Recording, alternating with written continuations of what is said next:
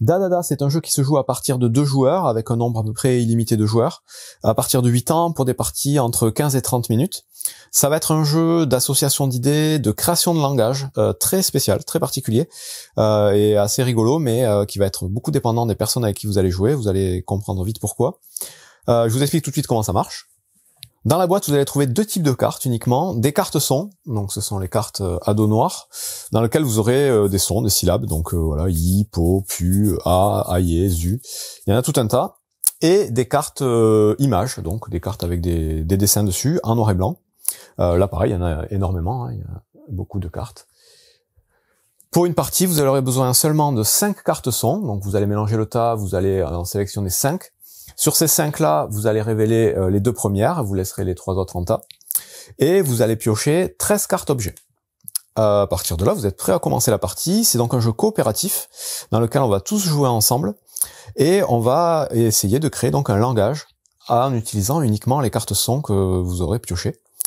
Et le but du jeu, ça va être d'essayer de donc créer ce langage pour ensuite l'utiliser pour faire deviner des cartes objets aux autres joueurs. Et on va donc essayer de faire deviner autant de cartes qu'il y a de joueurs autour de la table. Chaque joueur devra faire deviner une carte. Donc, pour la mise en place, c'est fini. Voilà, vous prenez 5 cartes, vous en révélez 2, les cartes objets. Et à partir de là, vous ne pourrez plus communiquer qu'en utilisant les sons qui sont visibles sur la table. Donc là, MIP et ZOP. Il sera impossible de dire quoi que ce soit d'autre. Et vous aurez normalement pas le droit de faire non plus de gestes. Vous pourrez juste acquiescer, faire oui non, ou pouce en haut, pouce en bas pour donner votre accord ou pas. Et donc vous jouez tous en même temps, et vous allez devoir essayer d'associer ces sons aux images pour créer une espèce de logique, une espèce de langage, qui va vous permettre ensuite de pouvoir communiquer à peu près normalement. Et le but, ça va être de prendre les cartes et de les regrouper. Donc MIP, on demande aux autres, MIP, MIP. On pourrait faire MIP. Ensuite ZOP, on pourrait faire ZOP, ZOP, ZOP, ZOP. Et dès lors que on est bloqué, qu'on sait plus trop comment associer les choses, on va pouvoir prendre une autre carte parmi celles qui ont été mises de côté. Les 5 cartes, au maximum, il y aura 5 sons différents. Et on va pouvoir rajouter du coup des cartes à côté de ces nouveaux sons. On pourrait dire que par exemple bip, ça va représenter tout ça. Ensuite, on pourrait tirer une autre carte son. On n'est pas obligé de toutes les utiliser, les cartes son. On n'en utilise qu'un certain nombre. Ra, ça va être tout ça. Voilà, on pourrait essayer de voir si on peut pas faire quelque chose avec la dernière, sachant que donc on peut regrouper des cartes à côté d'un son. En ayant une logique, hein, évidemment, chacun va avoir sa logique différente. On joue tous en même temps, je vous ai dit, donc il faut demander l'avis des gens en plaçant les cartes, chacun place les cartes, puis après on peut les redéplacer, mais toujours en disant uniquement les syllabes qui sont visibles. Donc à partir du moment où vous allez dévoiler de nouvelles syllabes, vous pourrez parler en to, en ra, en bip, mip, zop, et vous pourrez faire en sorte que des cartes soient communes à deux sons. Là, je sais pas trop au niveau de ma logique. On pourrait affiner éventuellement en disant que le bateau c'est mipto, que la baleine c'est bipto.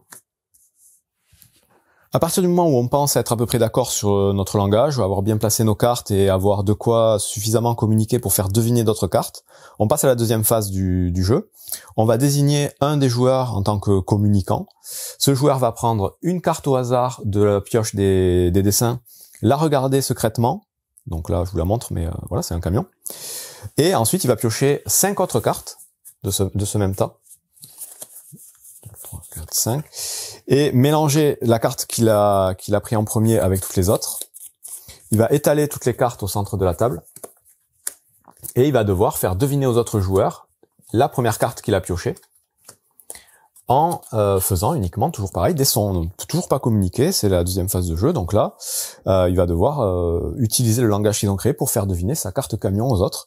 Et dans ce cas précis, il pourrait dire par exemple mip mip. Donc on peut utiliser plusieurs fois les mêmes syllabes. On peut donner des intonations différentes, dire des syllabes, des sons plus forts que d'autres pour insister sur tel ou tel point. Enfin, il y a des petites variantes qu'on peut faire, mais toujours en utilisant les sons. Donc là, s'il dit mip mip par exemple, ça donne une indication assez claire aux autres. Les autres joueurs vont devoir se concerter toujours en utilisant que les sons visibles au centre de la table, pour désigner ensuite, une fois qu'ils sont tous d'accord, ils vont désigner la carte qui pense être la bonne. Donc là, Mip Mip, il désigne le camion, c'est bien ce que je voulais faire deviner. Dans ce cas-là, la carte, je la mets de côté en tant que point de victoire. Si jamais les joueurs s'étaient trompés, on aurait pris la carte, on l'aurait mis sur une pile de défaites. Et en gros, on va faire ça. Donc là, ensuite, on défausse toutes les cartes. Le joueur suivant devient le communicant, refait exactement la même chose, et on fait ça jusqu'à ce que chaque joueur ait été une fois communicant. On gagne la partie si on a réussi à faire deviner du coup suffisamment de cartes. On perd la partie, ou la partie s'arrête dès qu'on a 2 cartes qui ont mal été trouvées. Donc la pile de défaites, en gros, dès qu'il y a 2 cartes dedans, la partie s'arrête. Et on peut éventuellement compter les points en comptant le nombre de cartes qu'on a réussi à faire deviner. Il y a un petit système de scoring, mais c'est vraiment pas l'intérêt du jeu.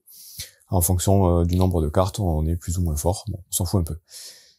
Et il y a que à partir de là, quand la partie est terminée, qu'on peut communiquer normalement et débattre un peu sur ce qui s'est passé, sur ce qu'on pense être les associations que les joueurs ont fait. Donc là, par exemple, dans mon petit exemple rapide, vous aurez peut-être compris, le bip, ce sont toutes les choses vivantes. Donc voilà, les animaux, le préhistorique, la danseuse. Le mip, c'était les véhicules. Le to, c'était ce qui est lié à l'eau. Donc il y a le bateau et la baleine. Mipto, bipto. Le zop, c'était tout ce qui était de forme un peu circulaire, un peu rond. Ra, c'était tout ce qui ressemblait à des logements, par exemple. C'est très basique. Après, on peut aller beaucoup plus loin, et c'est même conseillé d'affiner vraiment ses idées pour être plus apte après à faire deviner les choses. Là, c'est un exemple rapide pour vous montrer le concept. Et c'est à peu près tout, du coup, pour Dadada, qui est assez particulier, comme vous pouvez le voir, très original, mais qui va vraiment dépendre des joueurs que vous avez autour de la table. Il faut une certaine imagination, il faut pas avoir trop peur du ridicule, parce que quand on commence à en parler en bip, zop, tora, ça devient un peu n'importe quoi, on a l'air un peu bête au début. Si vous avez les bonnes personnes, vous êtes dans le bon état d'esprit, ça peut super bien marcher, ça peut être vraiment très marrant. Si par contre c'est pas le cas, ça peut faire un gros flop, et du coup on peut passer complètement à côté. Donc là voilà, ça va vraiment dépendre des gens. Mais dans tous les cas, c'est un jeu très original et qui mérite d'exister et que je voulais vous présenter sur la chaîne. Bon jeu!